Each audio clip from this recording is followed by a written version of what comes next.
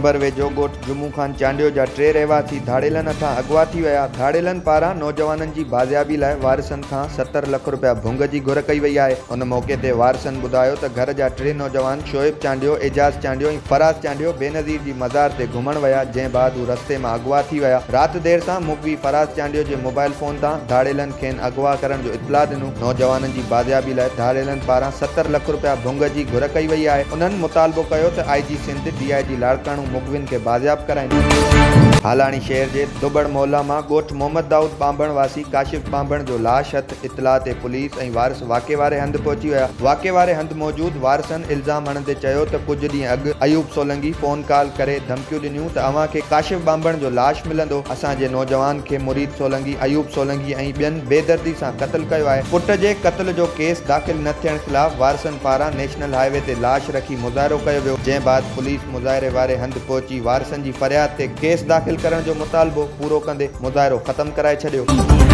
शाहपुर जानिया जी तालका अस्पताल में DHO शहीद बेनज़ीराबाद ऐं इंतज़ामिया जी कावशुनि सां सोलर सिस्टम लॻायो वियो। सोलर सिस्टम जी इफ़्तिताही तक़रीब में DHO Shaheed Benazirabad doctor Asadullah Dahri, assistant commissioner Qazi Ahmed, Arsalan Ali, doctor Azra Memon ऐं ॿियनि शिरकत कई। तक़रीब खे ख़िताब कंदे डॉक्टर असदुल्ला डायरी ऐं ॿियनि चयो, शाहपुर जानिया जी सरकारी अस्पताल नेशनल हाईवे ते क़ाइमु आहे। रोज़ानी हादसा ऐं वाक़िया मामूल बणियल आहिनि। हंगामी बुनियादुनि में ईंदड़ मरीज़नि जे लाइ बिजली जी सहूलियत मौजूदु न हुई, पर हाणे सोलर सिस्टम लॻण सां बिजली जी परेशानी ख़त्म थी वेंदी।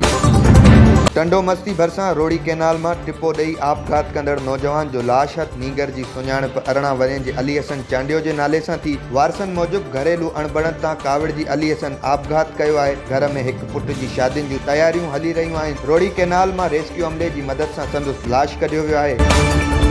सेराणी शहर में हेल्थ केयर कमीशन जी टीम जो अताई डॉक्टरनि ख़िलाफ़ घेरो तंग। अताई डॉक्टर इस्पतालूं छॾे फरार थी विया। हेल्थ केयर कमीशन पारां गैर क़ानूनी इस्पताल हलाईंदड़ अताई डॉक्टरनि जूं इस्पतालूं सील कयूं वयूं आहिनि। उन मौक़े ते हेल्थ केयर कमीशन जे deputy director doctor Yasir Khoso, assistant director Awais Soomro चयो त सेराणी शहर में अताई डॉक्टरनि इंसाननि खे जानवरनि वारियूं दवाऊं ऐं इंजेक्शन लॻाए बीमारियूं पकिड़े रहिया आहिनि, जंहिं सबबि इंसान ख़तरनाक बीमारियुनि में मुब्तला थी रहिया आहिनि। डिगड़ी में मीरपुर ख़ासि डिस्ट्रिक्ट काउंसिल जे चेयरमैन मीर अनवर अली टालपुर इम्कानी बरसातुनि खां अॻु पाणी जे नेकाली रस्तनि डिगड़ी, टंडो जान मोहम्मद, झुडो ऐं ॿियनि इलाइक़नि जो दौरो कयो। उन मौक़े ते मीर अनवर टालपुर लाॻापियल आफ़ीसरनि खे पाणी जी नेकाली जो बंदोबस्तु सही करण जूं हिदायतूं जारी कंदे चयो, इम्कानी बरसातुनि खां अॻु नालनि जो जाइज़ो वठण लाइ निकिता आहियूं। पाणी जी नेकाली खे आसान करण ऐं अवामी मुश्किलातूं हल करण जे लाइ अवाम लाइ मौजूदु आहियूं।